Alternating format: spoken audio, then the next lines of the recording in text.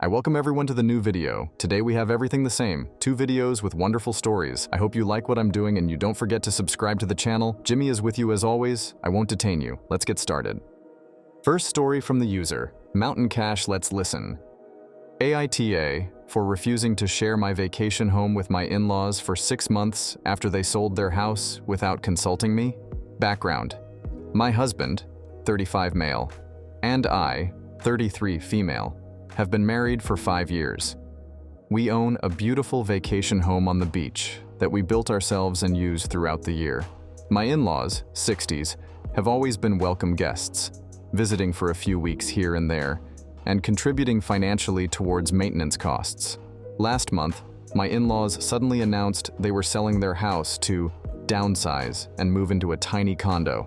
Apparently, they've been secretly harboring this idea for months, never mentioning it to me or my husband. They plan to close on the sale in 2 weeks and then move into our vacation home for 6 months while they figure things out.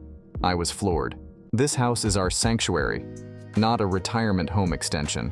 We use it frequently, have friends and family booked to visit throughout the year, and rely on the income it generates during peak season. My in-laws, on the other hand, haven't lifted a finger on the property themselves and contributed only minimally.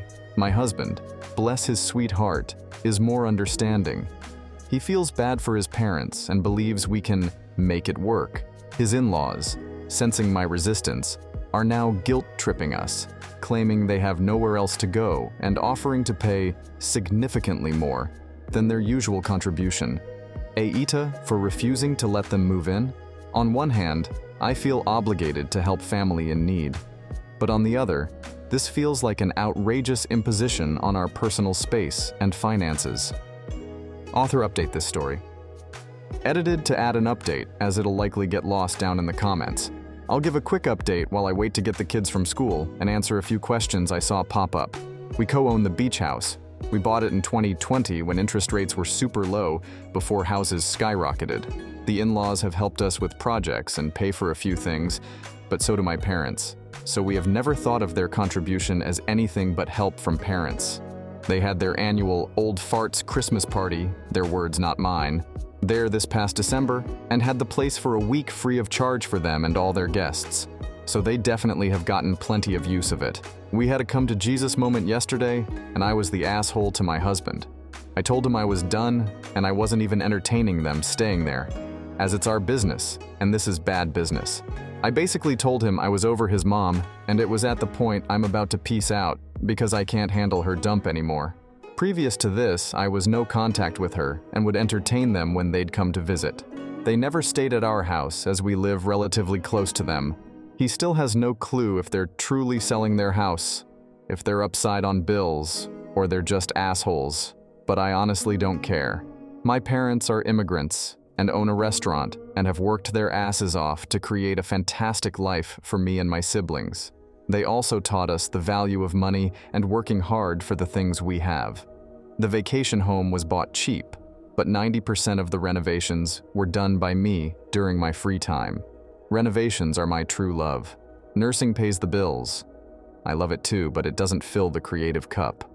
I told him he'd lose the house to his parents over my dead body, and if he feels the need to financially set them up, he can do so with extra money he earns from picking up shifts, also a nurse. Basically, I told him their failure was not an emergency on my part. They have always kept up the Jones and spent exorbitantly. So they might be broke, and again, I don't care. I have barely tolerated his mom for the past few years. I'll be cordial because I was raised well, but I'm over tolerating their nonsense. I will say he does see all this crap she pulls, but he was raised that mom knows best. He's Puerto Rican, so this is partially cultural, but I'm done. I worked yesterday and busted my back, and then drove the kids to the beach house last night and picked up dinner, and we are there, and I just thought, no. So time will tell, but he called his parents and on speakerphone told them they couldn't stay, but the offer to condo hunt is still open, but he needs to know the price range and all that jazz. His mom cried, and I flipped the phone off. So as of this moment, it's not happening.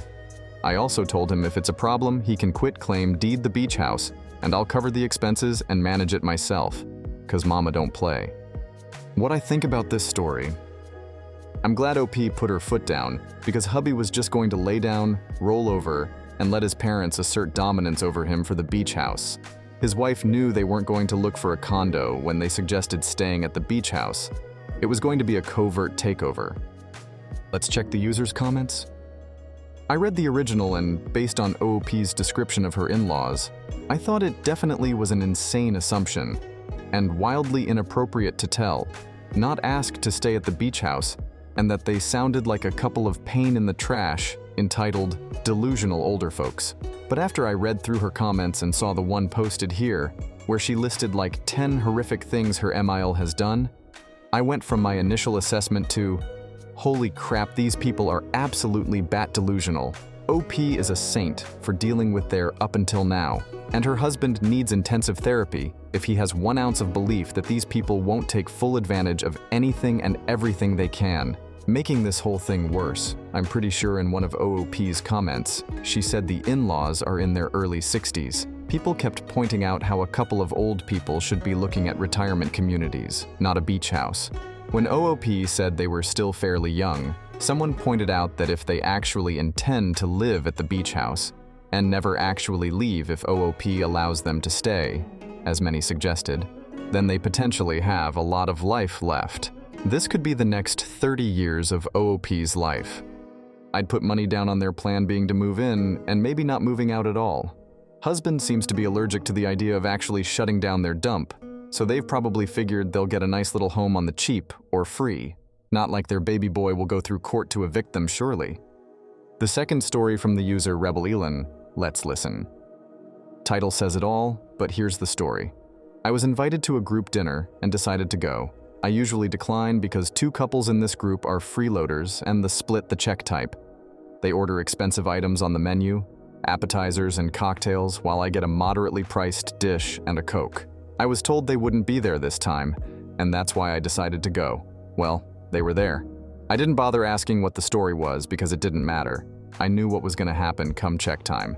So I excused myself, went to flag down my server, and asked if he would please separate my bill from the others.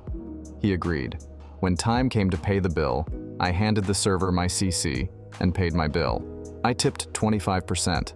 The freeloaders went, "Oh, I thought we were splitting like we always do." To which I said, "Oh, well, you're bad." But this prompted 2 other people in the group to ask for separate checks too, which the server happily did. After I paid, I told everyone goodnight and went on my way. The next day I got a text from another person in the group, 9 total, the 2 freeloading couples and 5 solos, that I was an AH for doing that. They do normally split the bill, as it gives everyone a chance to have a nice meal they couldn't otherwise afford. And it also makes splitting the 20% group gratuity easier. I told her I would not be guilted to staying within my means and not paying for moochers. Then I said the only reason why I came was because I thought the mooch couples wouldn't be there because they've been doing this for years. Still, I'm being accused of disrupting the group vibe. Did I? I would think not because of the 2 that also asked for separate bills. Author update this story. I forwarded the text to the 2 people who also asked for separate bills. They both were upset by the text and reassured me that I was not the AH. They said they too were growing tired of the moochers and wished they stood up for themselves sooner. Then one of them said that the group vibe was disrupted when I first stopped coming. Everyone knew why. So it made the mooching the elephant in the room, and his bad for not addressing it, out of his need to go along to get along. The other agreed, and then they both said they missed having me there. That made me feel so good. The 3 of us then reached out to the solo member who didn't ask for a separate check. This person is also the organizer. The first thing she did was apologize to me for poor communication. She admitted they changed their minds about not coming in plenty of time to inform me, but she really wanted me to come. She realized she should have when she saw the look on my face. She said she was tired of the mooching too, but was too much of a coward to say something, which only fueled their "we always do it this way" ammo. She then filled us in on what happened after we left. Turns out the other 2 separate bills left shortly after I did. Everyone ended up getting separate checks, which made the 2 mooch couples angry. They justified their mooching the same way the chick in the text did. They have expenses we don't, and would it kill us to help them have a little joy? Yeah, not happening, buddy. The 4 of us are going to start having a new group dinner at a different restaurant. What I think about this story: you split a bill to either 1, make it easier on the waitstaff when everyone pretty much ordered about the same cost of meal anyway. Or 2, it's a group effort to pay someone else's way in the case of a birthday or celebrated achievement. Not so a couple assholes can get buzzed on dollars mixed drinks and spread the pain out to everyone else's wallet.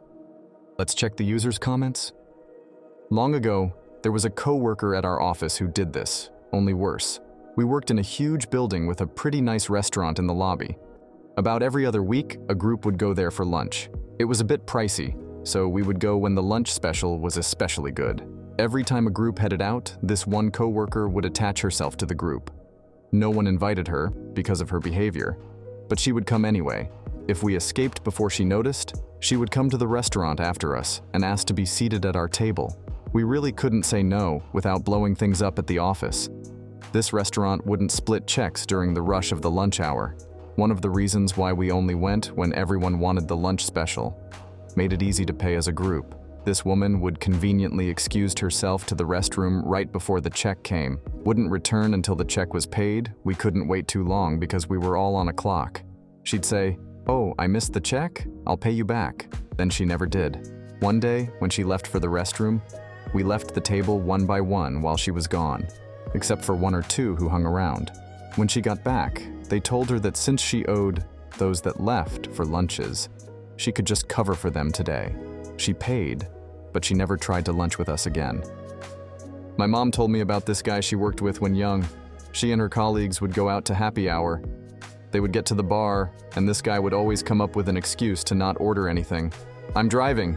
Forgot my wallet. I'll just stay 5 minutes, then I'm going home," and things like that. After people's orders comes, he starts, "Oh, I never drank this beer before, isn't good. Can I have a sip? Can I just take a couple of fries?" And would continue like this the entire night until it's time to pay. He would just get up, say his goodbyes, and leave, since he hadn't ordered anything. After a few times of this, they realized it was his MO and forbid him from going out with them. But then he would just find another group and do the same thing with them until they realized his MO and so forth. Guy was a professional mooch.